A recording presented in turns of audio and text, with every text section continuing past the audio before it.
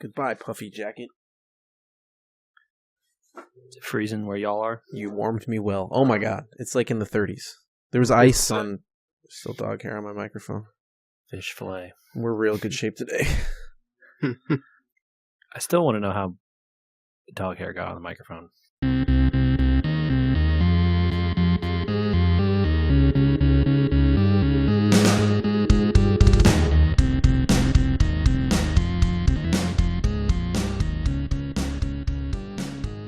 Should we start off by singing Happy Birthday to You? That's as much as I'll sing on episode 143 of We Were Gamers. Everyone left the podcast. I was going to say you missed an opportunity there to stop it when that's as much as I'll do, and then you could have had the rhyme and be done. It's good. I mean, you can host again if you want. Just hit stop, take it from the top. Yep. All right. Welcome back. It's episode 143 of We Were Gamers. Michael is some amount of years old, as it was his birthday yesterday. I am a year older. Yay. Hooray! You know, it's funny. I've seen you a few times, especially for your birthday recently, since we live close. And there's a bag of amiibos that have been sitting here quite a long time. Keep forgiving to give back. I haven't even thought about asking them for them back.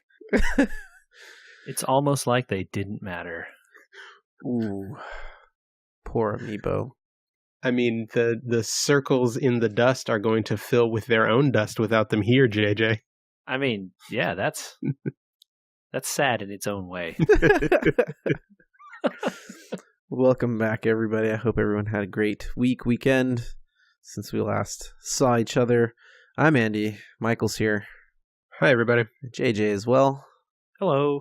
We are back with a podcast, multimedia podcast about boys who grew to men and also then have too many responsibilities to play video games all the time.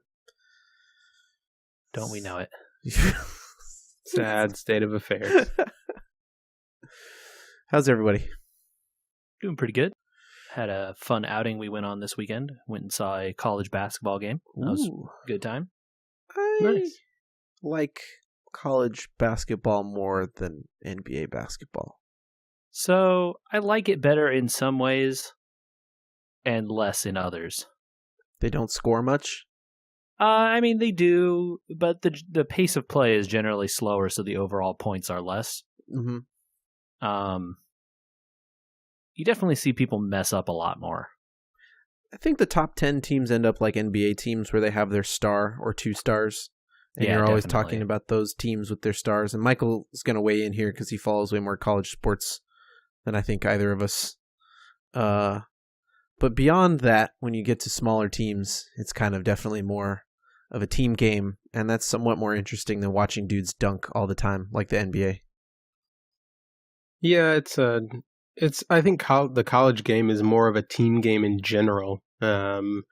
You kind of have to do that with the larger talent pool, right? The NBA gets distilled down to the 1% of the 1%, right? And they are right.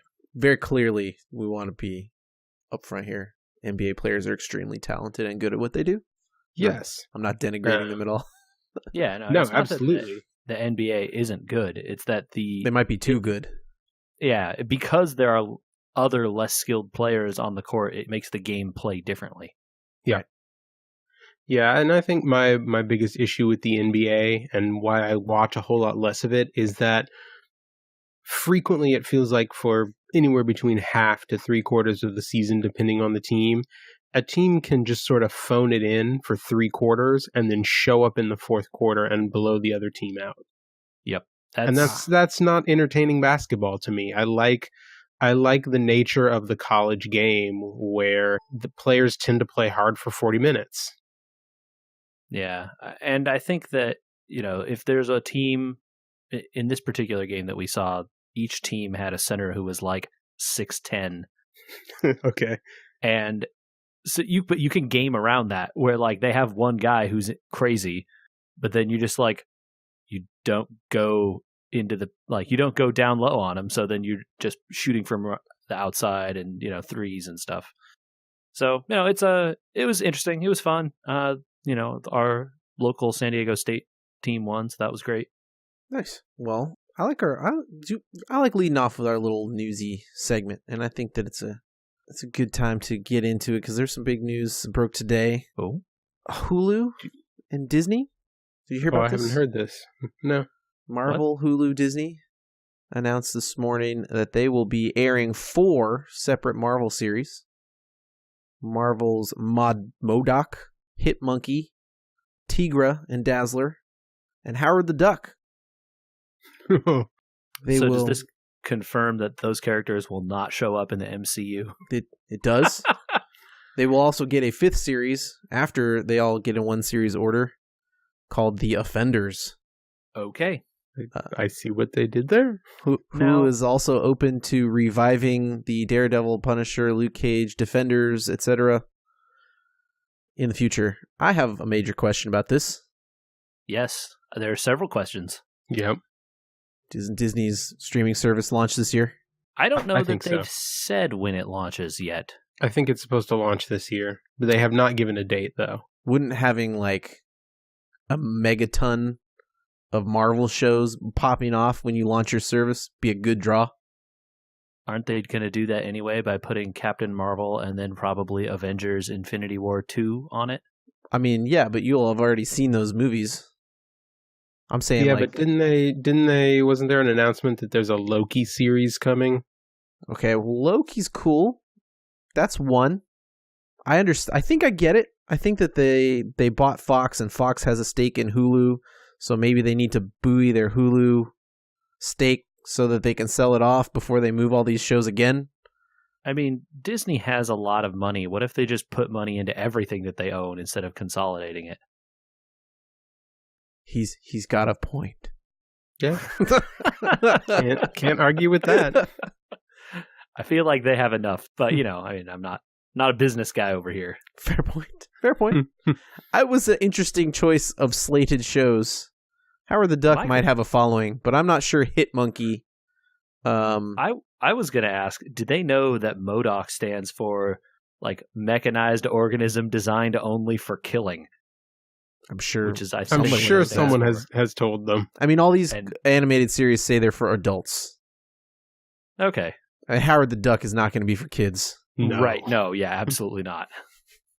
Kevin Smith is going to produce that Howard the Duck show, so I'm mildly interested in that.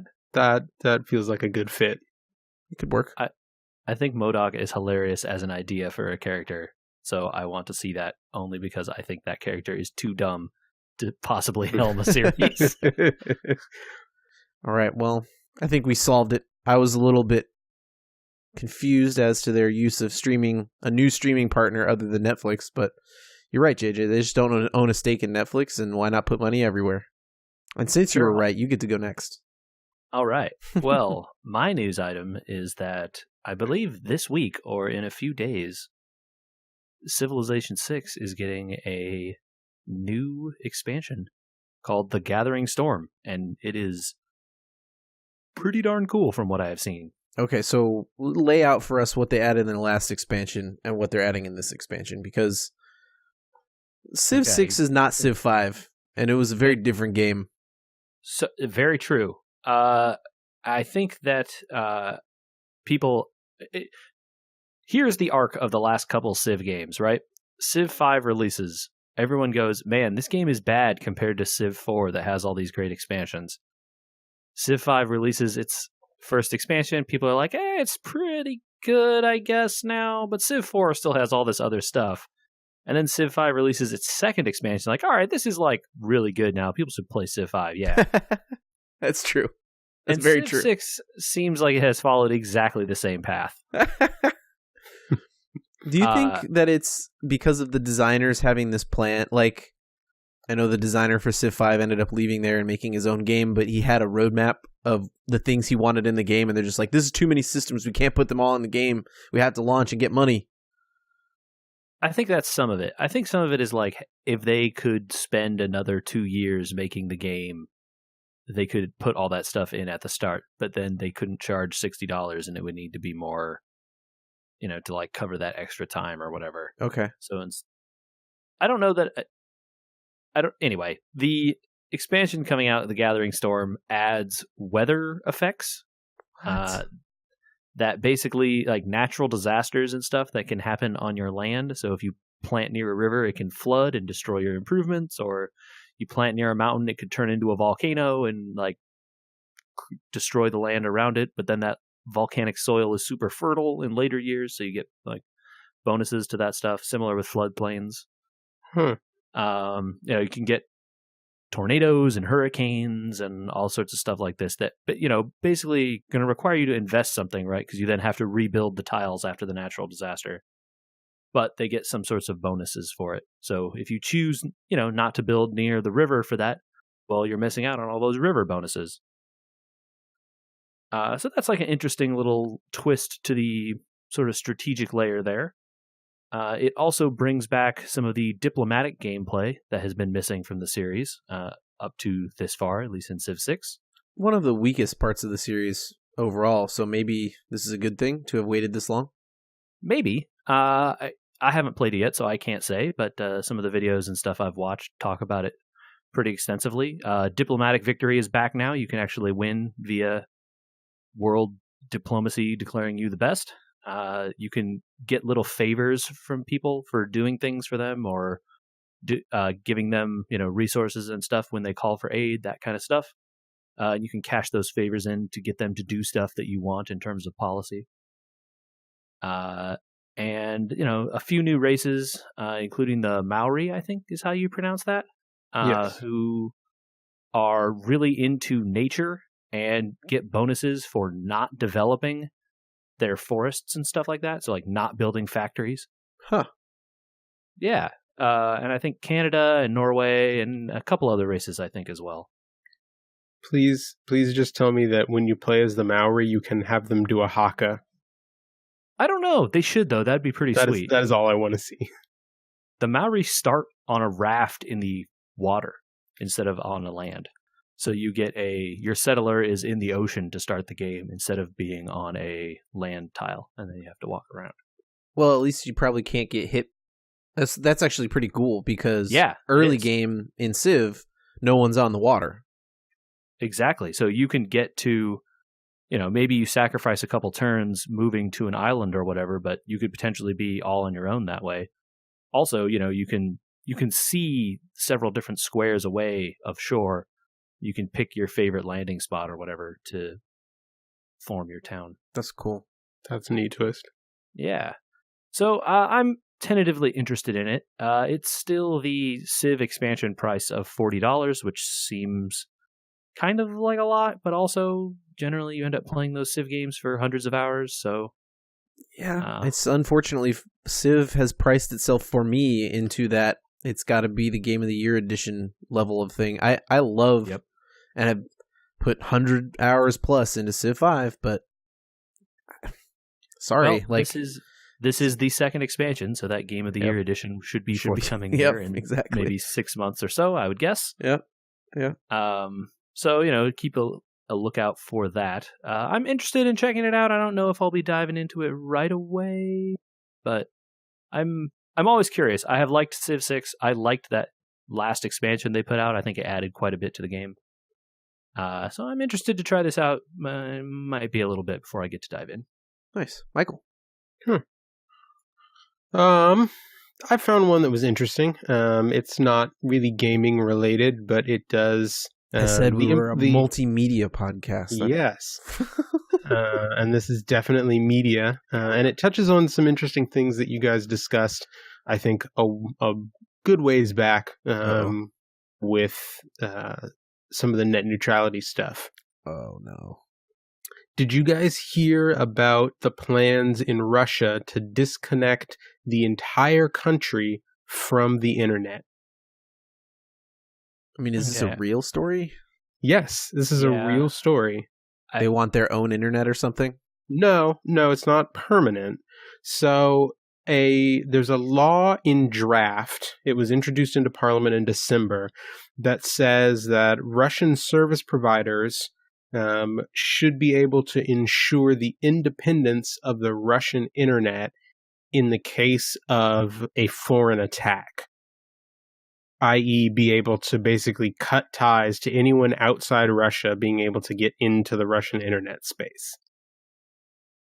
So one of the proposals is to run a test, and sometime before the end of March, I think, and basically disconnect the entire country of Russia, the entire Russian internet space from the rest of the world. Huh. I think people who propose tests like this don't really understand how the internet technologies work. It's certainly possible to do what they're talking about here. China kind of does what they're talking about. Kind of. In a different way, I guess, maybe? Yeah. In a different way than what it sounds like they're asking for. Yeah, they're using They're using filtered software to prevent people from accessing things that they don't like. Right, using their software to filter stuff from physical devices, not trying to reinstate. Right, and there's a twist to this. There's a twist to this too that says Russian telecom firms would have to install some sort of technical means to route all Russian internet traffic to exchanges that are approved and or managed by Russia's telecom watchdog. Yeah, so this is the thing that I assumed this was actually about, which is installing centralized servers under the government's control where they can decide where traffic goes into and out of Russia. And I think that to me is the insidious part of this whole thing. You're right that it is weirdly tied. I mean, no matter what happens with the FCC decisions in this country, it is tied in a way. You kind of net neutrality fights here would prevent companies from doing this, and then since you're kind of boned by what companies are available to you, you'd end up with a similar problem where AT&T could just decide what is allowed and what is not. The multinational nature of all of those companies kind of makes what happens in one country very important to what happens in other ones. Correct. Although, in this case, I don't know how many U.S. firms are operating locally inside Russia. I'm sure it's a non-zero number, but it's probably not like a big number. Many of them would not need Russian internet access, probably. They could afford a satellite link or something, although, as we found out in China, satellites do not always reach places in China. Yeah. And Russia could do the same thing. It's cool. It's interesting you brought this up, this timing. We've talked about net neutrality and the importance of that on previous episodes. I think some of them are literally just titled net neutrality. Yep. As Michael pointed out last week or the week before, you can use the search function on our website to find those episodes. We did some pretty deep discussion about why the FCC rules that were in place were important to people like us and what we viewed as our stance on that. I think it was about a month ago now that the courts here said that the FCC had to defend themselves in court. So they started making oral arguments this month, and I don't know how that's going. It kind of hasn't been ruled on or anything.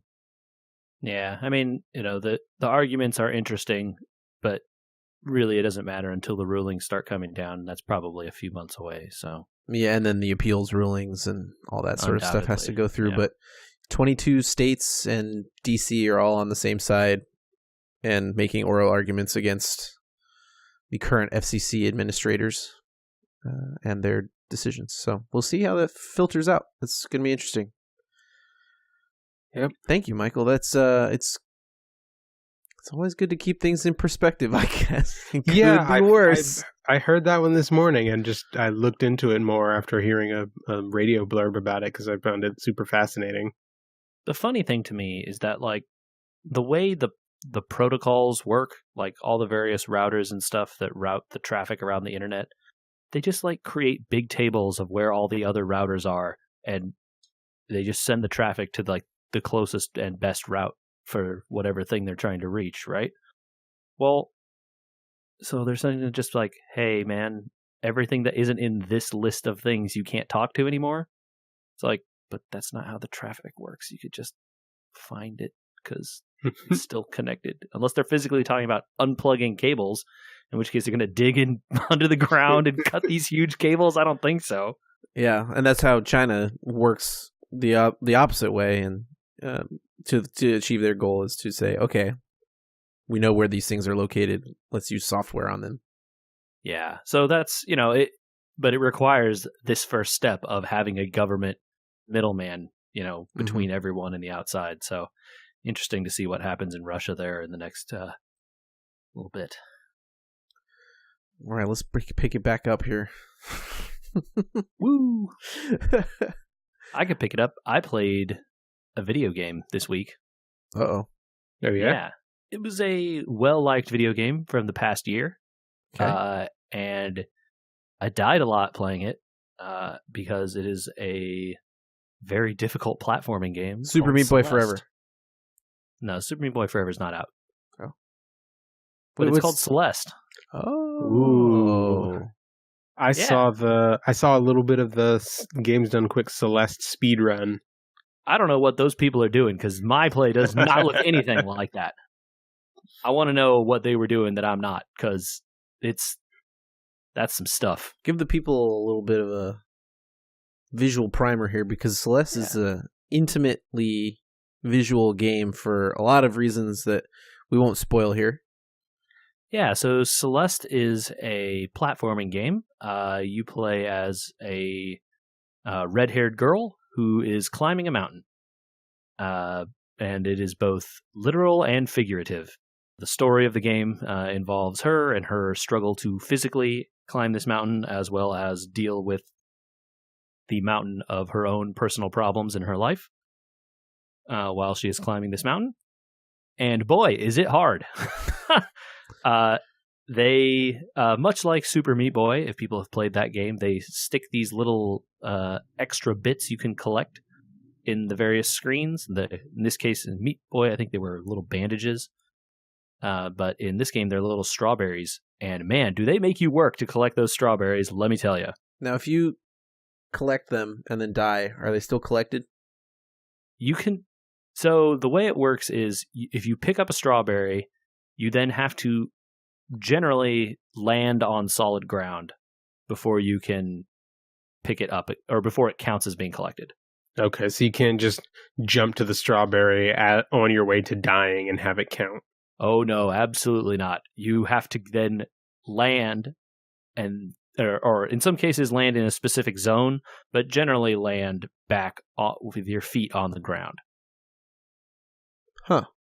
And sometimes that can be just like, oh, I landed on a platform that collapses underneath me, but your feet have to touch the ground, and you can't just wall grab or jump off a wall or something. That does not count. Game has a jump and then a little dashing function that you can activate with a different button, and the dash can go in any direction, so you can jump and then at any point hit the dash button in a direction and dash upwards or down or diagonally or any of those sort of directions. And you can kind of refresh your dash by touching ground again? Yeah, if you touch the ground again, your dash will refresh. Your hair changes color when you dash to sort of visually indicate to you, hey, I've already used my dash or whatever. Oh, that's awesome. That's helpful. Yeah, it's super important when you're doing stuff like jumping through little crystals that then give you your dash back, or, wind is blowing and you can't necessarily tell because the wind is, snowy.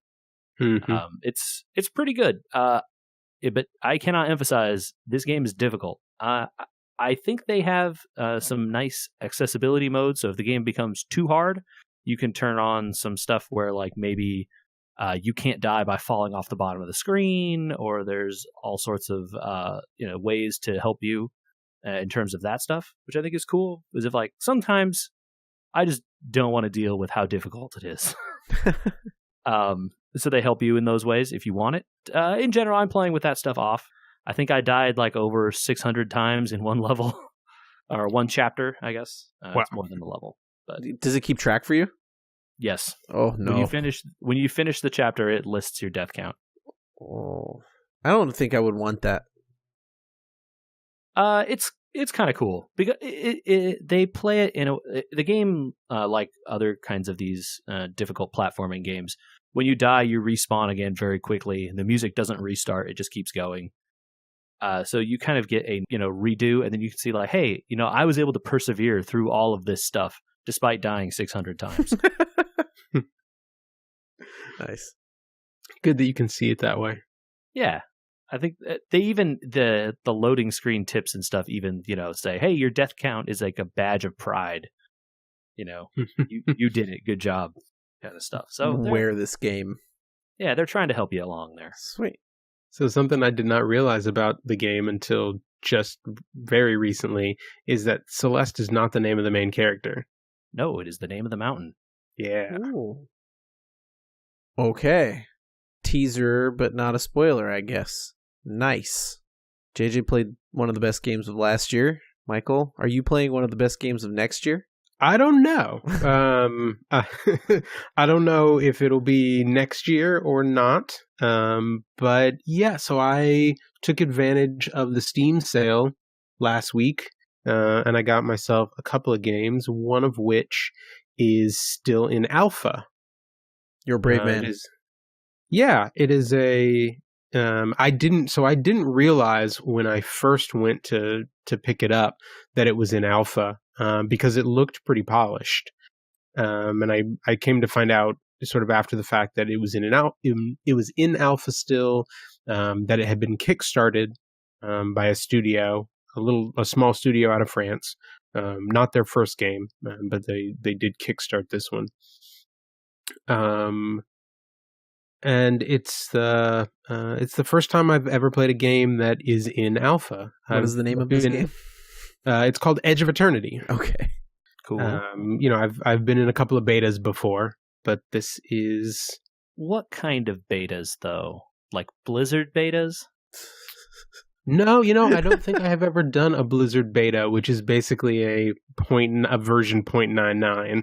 Yeah, exactly. Okay. It's a server stress test for 1.0. Sure. So this is interesting. I went and read through some of their Kickstarter.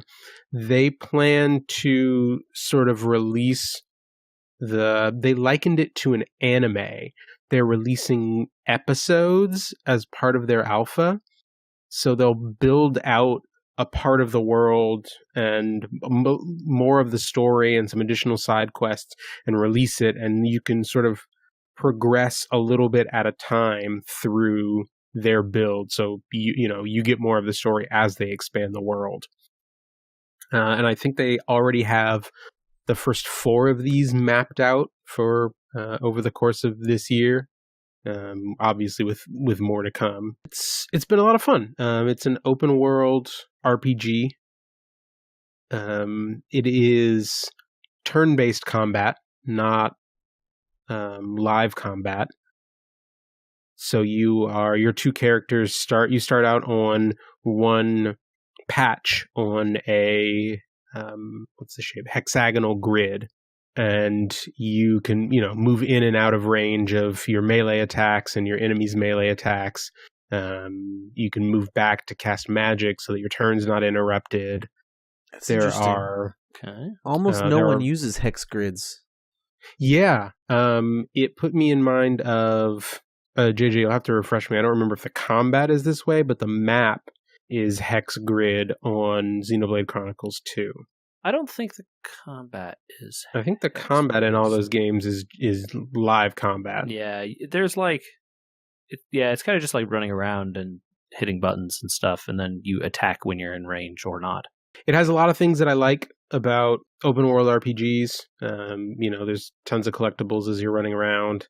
There are the part of the world that they have built are these giant crystals that litter the landscape, and different crystals actually give you field effect bonuses in battle if you're close enough to them.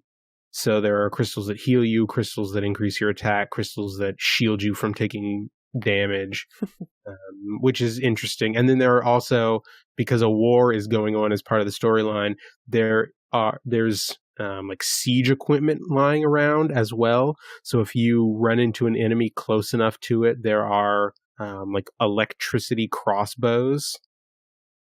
And that's the one that I've come across that let you fire giant bolts of lightning basically at your enemies. Like a medieval Tesla coil. Basically, yeah. Sweet. That's everything I want. So yeah, I'm having fun with it. I just played, a couple of hours into it. Cool. But I definitely had an alpha moment with it. Okay, this is what I was before we looking move for. on. Yeah. So they pushed on Friday, they pushed a patch. And they published the changelog telling all the things. They were trying to reduce some frame rate spikes that they were having in the code to make the game smoother. There's a setting for the vegetation graphics to make them sharper or less sharp, depending on, how hard you want your computer to work. And a bunch of other smaller and larger fixes that they pushed. So I launched the game right after the patch, and it had completely despawned all of the collectible items on the map, and about half of the boulders and trees in the middle distance were now flickering. Yeah. Frame rate? They flickering said, or something else? So they pushed a patch yesterday to fix some of these issues, and I haven't gotten to boot it up to see if my copy is fixed. They said it was part of that new vegetation slider that they had implemented. That if you at some lower settings, you would get flickering of terrain elements. Oh, so you need to bust up your settings there, man. Apparently, I need to turn it up. I wonder if it's like, it's like, render it. No, don't render it. Okay, wait, re-render it. No, don't. Wait, no, do not. Yeah, that's what it sounds like is happening. That's weird. Alpha. Yep. That's nice. Under construction. But if it continues down the path it's going, there's more about it that I like by far than what I don't. So perfect. It was definitely money well spent. Well, Andrew, did you play anything? Sure. Yeah, we could interrupt. I have an alpha moment to talk about too. Oh yeah, okay. I love this stuff, but it's not related to the outs. All right, let's just do it. No disclaimer, just launch in. Just do it. Origin. Yeah. It's an EA service. It is a thing that you install sometimes. When you have no other choice. Or uninstall and reinstall and uninstall and reinstall. Did we have some trouble? Change permissions and uninstall and change permissions and reinstall. I don't understand a service that's been out for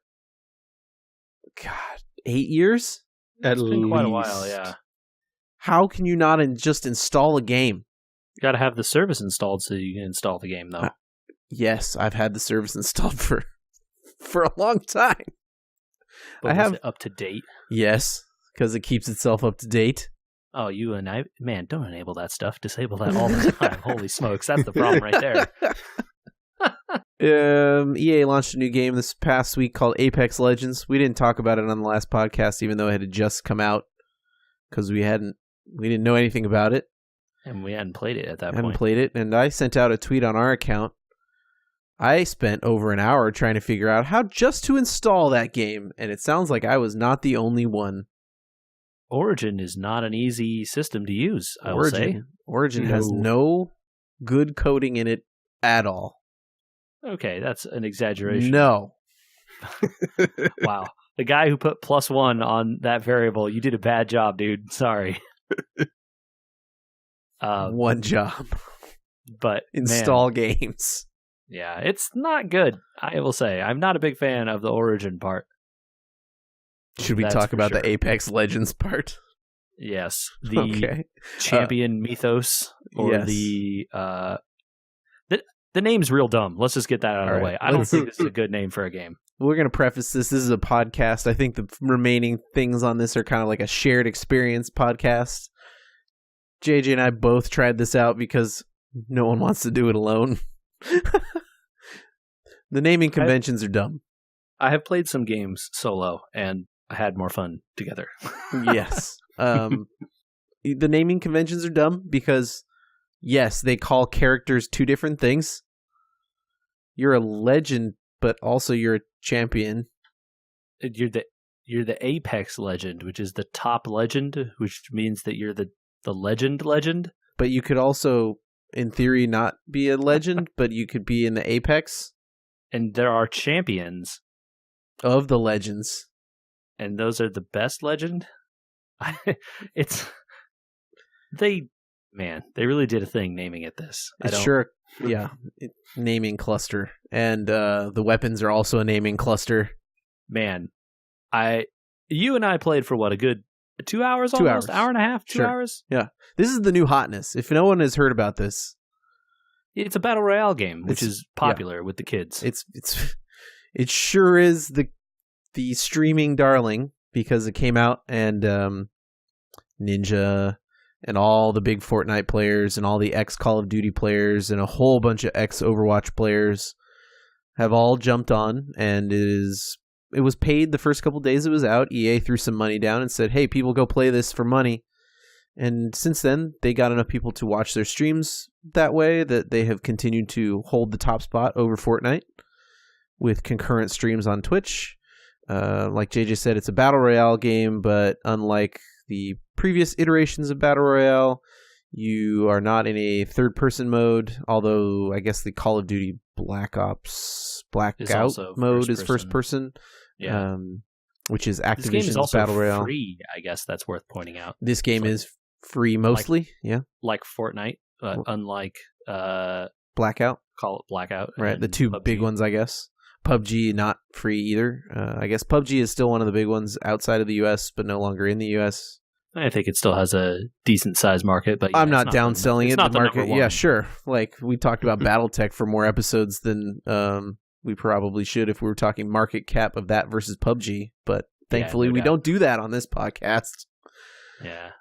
So I think my experience playing this game is drop in, run around, grab things frantically, get shot in the face, and die in about a minute maximum, and then repeat. Yeah, I think that's what happens when you're the jump master.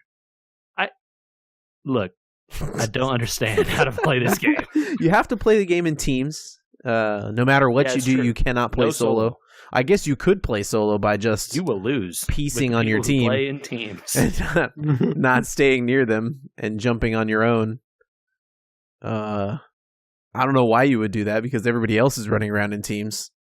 Yeah, it's a bad idea. And there's no team damage, so you don't lose anything by staying near your team. The only thing I learned in playing this game is that every weapon you pick up is the Mozambique, and the Mozambique sucks. There was an article about that. It's the only thing I learned playing this game. Also, like I said, the naming conventions really stink. What really is a Mozambique? Who knows? I don't have time to look at it, because if I stop to look at the stats, I'm dead.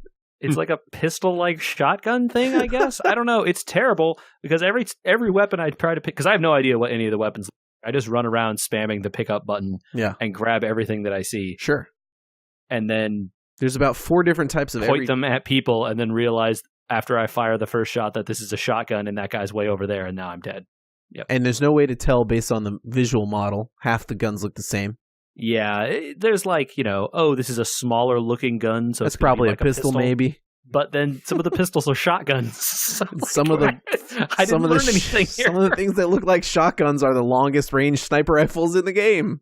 Yeah, or like this one looks like an assault rifle, but actually it's a machine gun. Or it's also a shotgun, because if you hit the other button, it changes fire modes. Also, there are fire modes. Yeah, this game is a lot. My finger cramped trying to slide around the map, because apparently sliding is good. Sliding is fun. I actually think that's my favorite part of way to move in this game. You just hold down the run button and then constantly tap the slide button to slide around. That's pretty cool. I still get shot in the face really fast, but like it feels cool while you're doing it. At least you look cool. You do not look cool. Getting wrecked. Oh, you look very cool. You do not look cool. They go down on their knees and they look like they're doing a soccer slide. Dude, that's the best part. It's so dumb. It's like, really ridiculous. It's like everyone has scored a goal constantly, and they're just like, goal, as they're sliding around on their knees constantly. It's like really stupid. It's like that commercial where the guy just keeps sliding.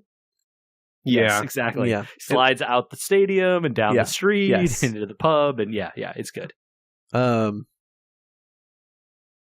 Man, there's a lot to talk about in that game just from trying it for 2 hours, but surely I hope that they're doing matchmaking, and it looked like they were because we were not in very many matches with people that were champions that were better than us. Statistically, yes. I guess. Yeah.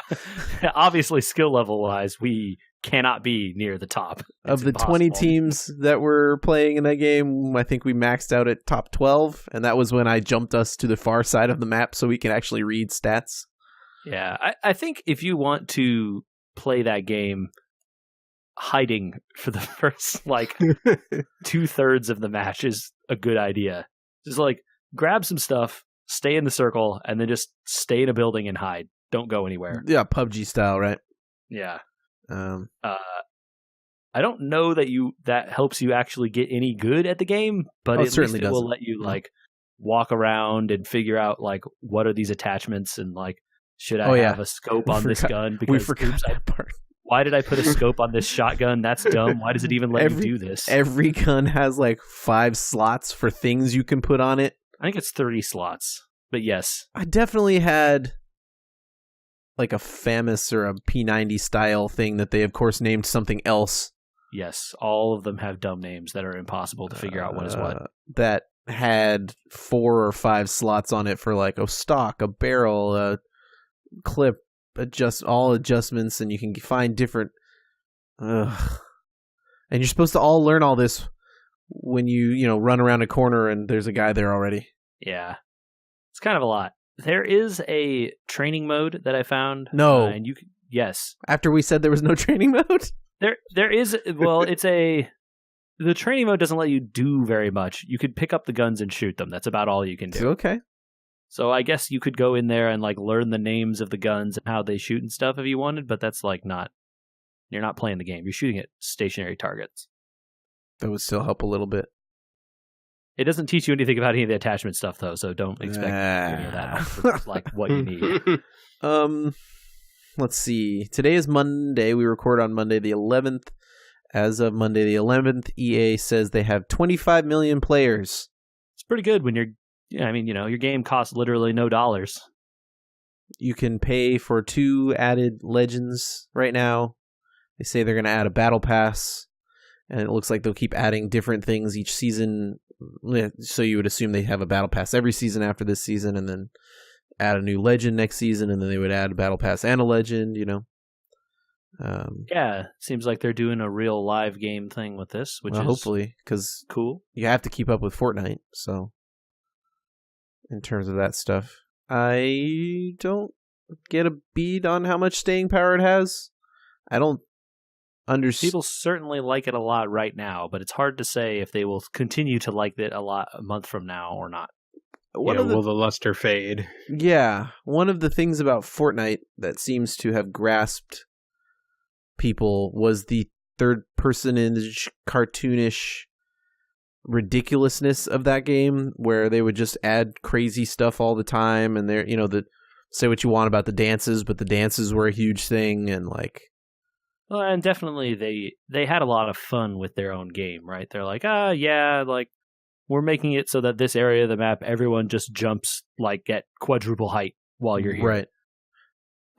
Just how this game is built, I don't know how that works. I mean, I suppose anything is possible if they really want to. Also, you do already jump ridiculously high in this game. Yes, you can jump way higher than you think you can in this game. And it's kind of crazy. Yeah, you kind of climb stuff too. So if you jump against a wall and you hold jump, then your guy kind of scrambles it. I guess that's just a character because there are women. Yeah, you can sort of jump up your a 2-story building, even though it seems like you should not be able to make that jump, but you totally can. Right. Well, you're a legend after all. You're the legend. They're the apex of legends, or I don't. Man, the naming is so bad. At least they didn't have apex, peak, legend, top of the mountain. What other crest? What other top of the mountain things can we come up with? You could be the summit champion. The Apex Summit Champion legend. Terrible. The names are just so generic, man. Yeah. substitute any two synonyms for that and it would still sound the same. Even and I don't mean to knock the character designs that they chose, because I think the designs are actually pretty good, but like even the names are kind of just sort of bland. Like Mirage, and his or her power is that she disappears, and Bloodhound, and he is a tracker, and Gibraltar has a giant shield. Yeah, but then not all of them are totally boring like that. The robot chappy guy has a zip line, which is pretty cool.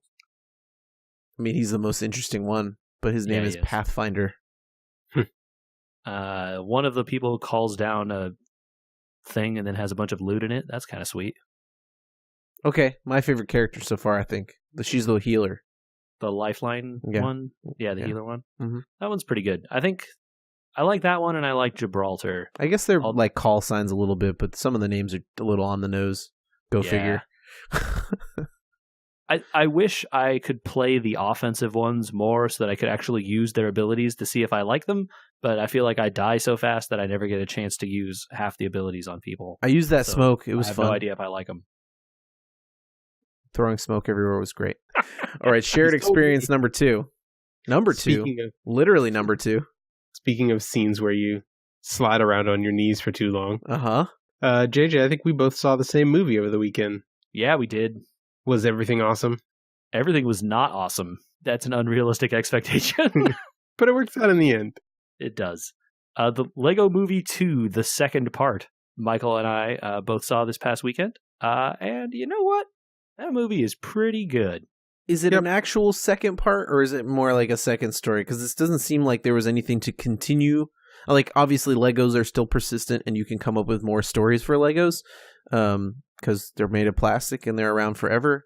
But it seemed like at least the exterior story with Will Ferrell and his son and all that were done. It picks up immediately following the end of the first movie. Wow. Like, the scene at the end of the first movie is the beginning scene of this movie. Yeah, where the Duplos show up. Yep. Okay. But same household, same characters, all that sort of stuff? Oh, yeah. Yes. Cool. Yeah, different external story, but in the same house. Okay. Yeah, and they do a good thing. So I had some trepidation going in to see this movie because the first Lego movie did such a good job with that turn of revealing that, like, actually there was a guy outside of it and it was all taking place in this kid's imagination. Well, and the relationship with the dad, and that's why the story and the Craggle. Right. And knowing that twist going into this movie, you're like, they can't do that again. That's like the whole movie. What do they do here? But they made a great job. They did a great job of making a good movie when you already know that that's what's going on in the outside, like the real world, compared with the Lego world. I thought it was really fun. We had a good time with it too. I think we still prefer the first movie. I think I agree with that. But that doesn't take a whole lot away from the second one. Yeah, it's definitely good seeing in its own right. And like it smartly does stuff with the characters. They have new arcs. It's not the same arc again. It's fun. Do they factor in any of the side movies, like Batman side movie? Do you have to have seen that or anything like that? Because I watched it, but it would be weird. Lego Batman gets a mention. Okay. Yeah, but you don't have to have seen it to get the reference. It's played for like a joke, and I think it was pretty good, actually. Okay. The things that they do reference to make jokes on, they riff on a lot of pop culture, and there is some fantastic stuff. That's kind of what they did the first time around, right? Yeah, definitely. Yeah. They even do a good riff on themselves because that everything is awesome. Even Michael referenced it, that song that was very popular from the first movie. They make a good meta reference to that song in the movie as well. Yeah. Which I don't even want to spoil for you because it is so very good. I think if you like that first movie, you can see this one without reservations and you'll have a good time. I would put the first movie in a category of movies that kids can watch, but is actually mostly for adults. Maybe.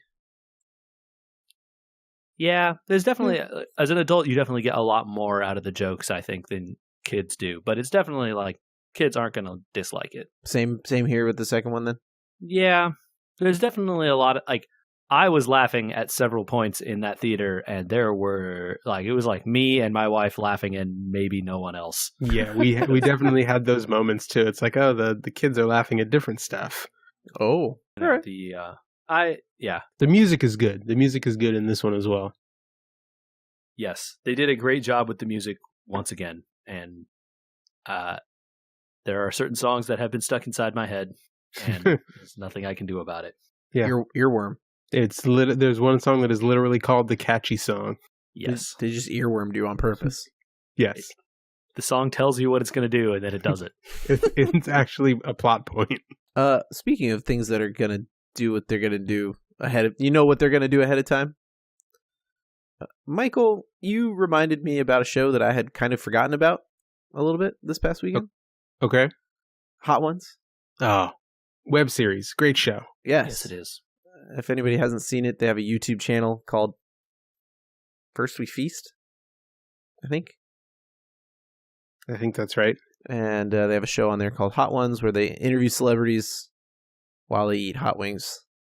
Progressively hotter hot wings. All the way up into the millions of Scovilles, which is the scale of how hot wings can get. Yeah, it's good. I wanted to thank you for reminding me to watch that, because, man, some of the newest ones, they just added Gordon Ramsay to there. JJ, have you seen that one? I have not yet. It's on my list of YouTube that I need to catch up on. It is pretty phenomenal. Nice. I've never seen someone take a lemon juice bottle and a lime juice bottle and, not as a joke, squirt them both into the mouth like a super soaker before. What? Yeah.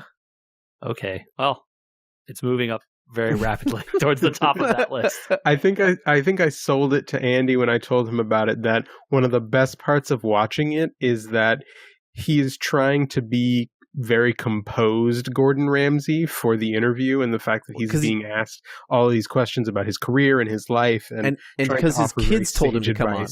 Right, and his kids encouraged him to come on to this show, and oh man, so he's trying to play it for his kids, and then he's not able to hold it together. And as it goes on, angry Gordon just wants to come out more and more. Oh man, okay, I'm gonna watch this soon. Yeah, I thank you for reminding me, because I hadn't really gone through new episodes since Key and Peele were on that show. Yep, and there have been some great ones since then. Alton Brown was very good that you recommended. He was very critical. Yes, and I love that he just sort of stays his composed self the whole time.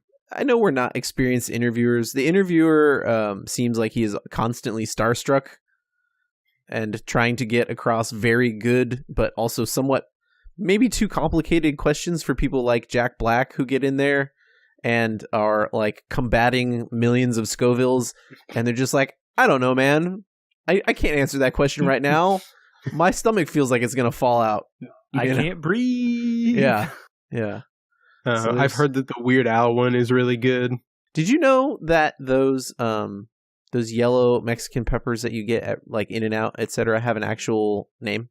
It's not banana peppers? No, those are actually different like peppers. Those little yellow ones you get are called cascabella peppers. Huh. I didn't know I like those quite a bit. Yeah. Okay. Just, banana peppers are also a pepper. Yeah. I just thought they were just little baby banana peppers, but now that I know that they're not, I'm going to go see if I can buy those. I like them. The more you know. Yeah. Get chopped chilies on your In-N-Out, fam. That's you should. The best thing to do. Always straight up. Best addition you can make to your hamburger at In-N-Out is fried mustard, no pickle, with chopped chilies. I'm in for the pickle, but like add the chopped chilies for sure. Yeah. Okay. Let's leave the pickle out of this argument because. Well, Andy, we could almost fill a podcast with the complexity of your In-N-Out order. It's like a page. Sometimes I write it down and just hand it to them. I get it cut in half, guys. That's so much. You can get it done. I'm just saying. I believe you. I don't trust the In-N-Out worker. I feel like they're overworked already, and I don't need to add to it. I could just get my hands messy. It's fine. Oh, I see. Okay. I actually fell on that one because of necessity. of eating with one hand with small people that also needed my other hand. Yeah. That's fair. Yeah, I get that. But the rest of the order has nothing to do with that. Right, that was the part I assumed. They will not do monkey style, just so you know.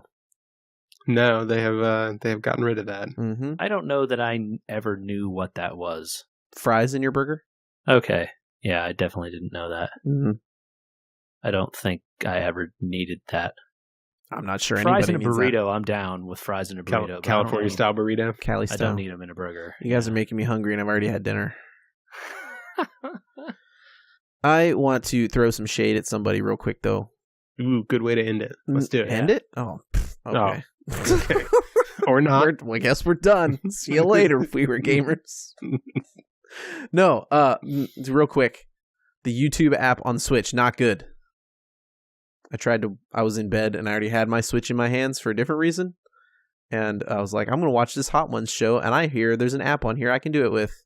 Yikes.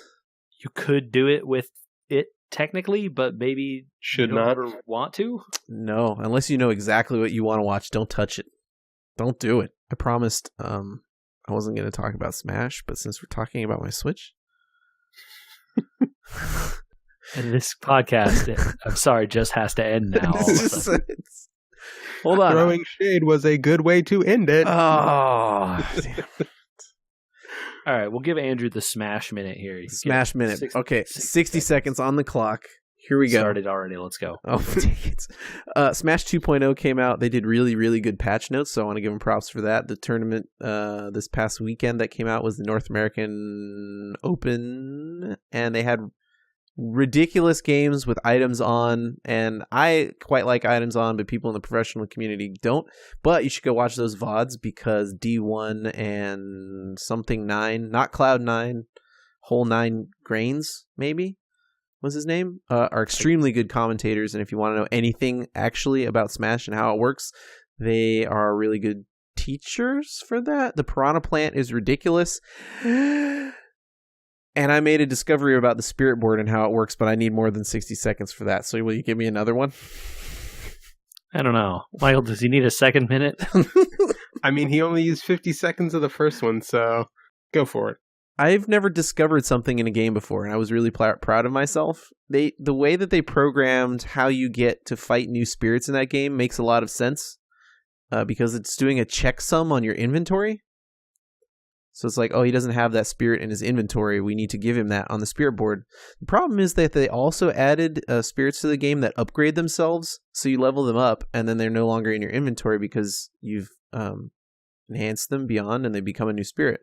So then when you're trying to get new spirits off this spirit board thing, and it does the checksum, it throws you the less or the more common spirits that are no longer in your inventory. And then the less common spirits don't come up on the board until you re-inventory the ones you've already done. Not good. So the lesson is never upgrade anything. Until you have all everything. The base level. Yeah. It's PSA. Don't enhance your spirits until you clear the spirit board out. Just so you know. Also, JJ, we made a good call not to play that Star Trek game. Yeah? They just added Steve Aoki to it. All right, we made the correctest call. If people disagree with that, where should they send their messages? You can send that message to podcast@weweregamers.com, and we will ignore it because we are made the right choice already. There's nothing to discuss there. But if you want to talk about anything else, we will happily hear. You can also get at us on social media. We're at We Were Gamers on Instagram, Twitter, and on Facebook. Follow us on all those platforms. Follow us. Subscribe to this podcast wherever fine podcasts are. And we're also on YouTube. Get on there and subscribe to our podcast videos, and they will be all of the new ones will be up there, and we'll get the archives up slowly but surely. Definitely give us a subscribe on there. That would be a big help. I thought you were really into Steve Aoki's music, JJ.